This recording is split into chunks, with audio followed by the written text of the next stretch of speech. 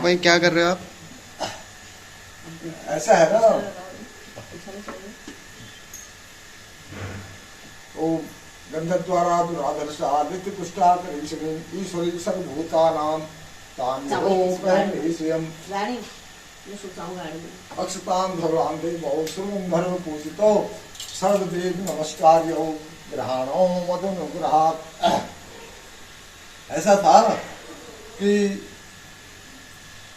जब समुद्र मंथन हुआ था तो वहां से कौस्तुभ मणि के साथ कौस्तुभ मणि भी वहां से निकली थी और श्री लक्ष्मी जी समुद्र से निकली थी। तो देवताओं और राक्षसों में दानवों में ऐसा था कि यहाँ से जो भी चीज निकली उसको हम आधा आधा कर लेंगे, आधा देवता ले लेंगे आधा राक्षस ले लेंगे। जब लक्ष्मी जी निकली वरमाला लेके तो लक्ष्मी जी ने कहा कि भाई मैं तो अपना स्वयं ही मतलब अपना वर चुनूंगी। तो वहाँ सब बैठे हुए थे मगर लक्ष्मी जी ने भगवान विष्णु के समीप चली गई और भगवान विष्णु को उन्होंने वर्ण कर लिया। तो जब स्वर्गलोक में पहुंच गए तो लक्ष्मी जी भगवान विष्णु कहते हैं कि ऐसा है कि मेरी जो बड़ी बहन अलक्ष्मी है वो अभी कुंवारी है, उसकी शादी अभी नहीं हुई है। जब तक हम उसकी शादी नहीं कर लेते तब तक हम लोग जो है एक साथ नहीं रह सकते हैं। तब भगवान विष्णु कहा ठीक है मैं पहले उसकी शादी करता हूँ। भगवान विष्णु उद्दालक ऋषि को बुलाया और उद्दालक ऋषि को कहा कि आप लक्ष्मी का वर्णन कर लो। तो उद्दालक ऋषि जो है वो अलक्ष्मी को लेके अपने आश्रम में गए। वो अलक्ष्मी कैसी थी? वो एक उसका शरीर था, बूढ़ी स्त्रियों की तरह उसका शरीर था और उसके बड़े बड़े दांत थे और वो जो है एकदम उसके बाल जो है वो रूखे बाल थे। इस तरह की वो अलक्ष्मी जब वहाँ उद्दालक ऋषि आश्रम में गई तो वहाँ यज्ञ हो रहा था, वहाँ हवन हो रहा था, वहाँ धूप दीप नैवेद्य भगवान को चल रहा था। तो अलक्ष्मी जब वहाँ गई तो वो थोड़ा मलिन हो गई। तो उद्दालक ऋषि ने उसको पूछा कि हे भार्ये तुम मलिन क्यों हो? तो उसने कहा मैं ऐसी जगह पर नहीं रह सकती जहाँ पर जो हवन हो, जहाँ पर यज्ञ हो, जहाँ पर सुगंध आ रही हो, मैं ऐसी जगह नहीं रह सकती। तो उद्दालक मुनि पूछते हैं कि भाई तुम कैसी जगह पर रह सकती हो? कहने लगी मैं ऐसी जगह पर रहती हूँ जहाँ मियाँ बीवी आपस में लड़ते हों, जहाँ कलह होता हो, जहाँ कलेश होता हो और जहाँ पर जो है मतलब और गंदगी रहती हो, मैं ऐसी जगह पसंद करती हूँ। तो उद्दालक ने कहा कि ठीक है मैं ऐसी जगह घूमता हूँ। उसको लाए, उसको कहा कि तुम तब तक पीपल के वृक्ष के नीचे बैठो, मैं तुम्हें जो है तुम्हारे दूल्हा ढूंढ के आता हूँ। और उसके बाद उद्दालक ऋषि आए नहीं। और जो लक्ष्मी थी जब रोने लगी, लक्ष्मी जब रोने लगी तो वहाँ लक्ष्मी जी को पता लग गया कि बहन रो रही है। हाँ मेरी बहन रो रही। तो भगवान कह रही थी, उसने भगवान विष्णु कहा कि महाराज मेरी बहन जो अलक्ष्मी है वो रो रही है, इसलिए आप जो है उसका दुख दूर करो। तब भगवान विष्णु वहाँ आए और अलक्ष्मी को कहा कि हे लक्ष्मी मैं पीपल और तुलसी के वृक्ष के जड़ में हमेशा निवास करता हूँ और इसलिए तुम्हें पीपल के वृक्ष के जड़ के नीचे रहो।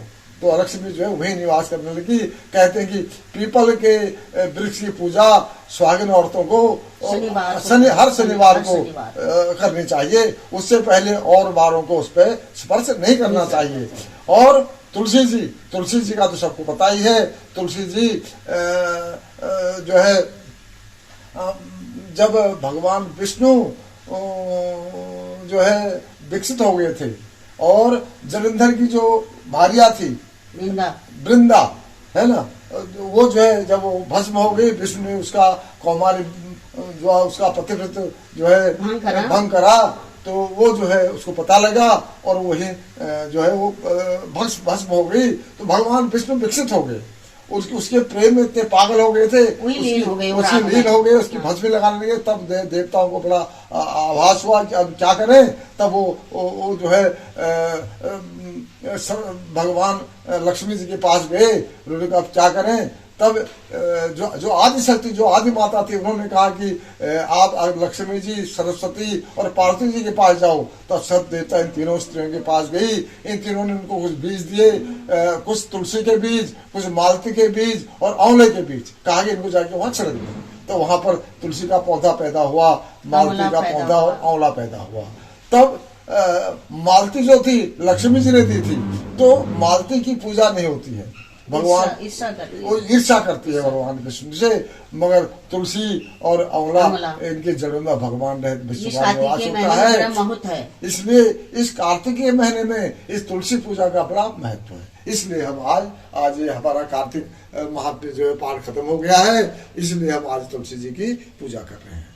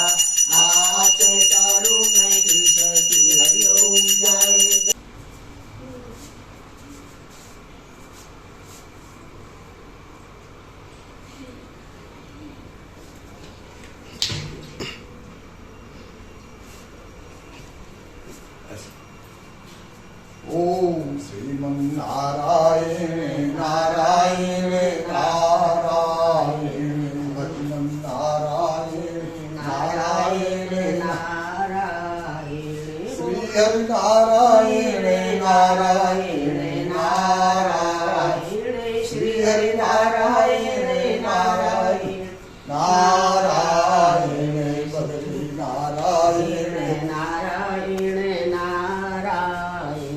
बदरी नारायण नारायण नारायण श्री हरि नारायण नारायण नारायण लक्ष्मी नारायण नारायण नारायण लक्ष्मी नारायण नारायण नारायण। एक बार बोलो लक्ष्मी नारायण भगवान की जय। ओम हे सूर्य सहस्राम सो तेजो राशि बृहस्पति अनुकंपाय महाभक्ता ग्रहण विभव दिवाकरो नमो सूर्याय नमोस्तु भानवे नमोस्तु वैश्वानर ग्रहण देवास देवाय नमो नमस्ते।